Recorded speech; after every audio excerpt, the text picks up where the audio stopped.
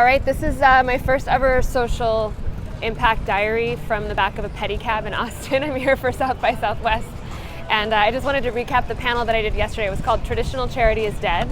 And we had Lane Wood, who used to be a consultant to Charity Water and to Warby Parker, and Matt Taylor, who's the director of strategy at IDEO.org. It was a really cool panel. We talked about how traditional fundraising mechanisms are broken for charities. We talked a little bit about our opinions on the Wounded Warrior Project expose. We felt like it was kind of unfair that the CEO was criticized for pay that we think might be appropriate if you were at a for-profit company of a similar size.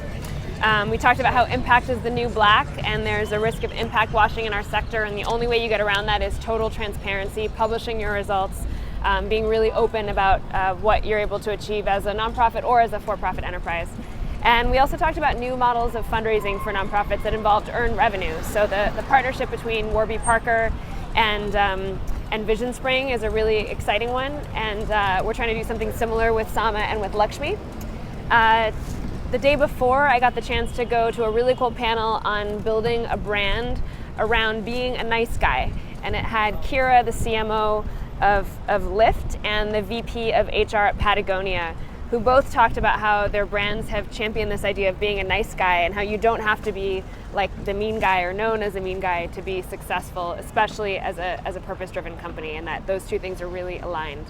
I was especially impressed with the Patagonia VP's story about how Patagonia will pay your bail, and they'll also give you PTO if you are jailed if you participate in a nonviolent protest that has to do with environmental activism. So they really try to put their money where their mouth is as far as a company for social impact.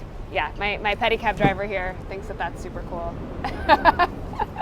All right, I guess I'll do the next one in a couple weeks. I was trying to do this as a Facebook Live, but I failed miserably. Somehow the connection isn't good enough.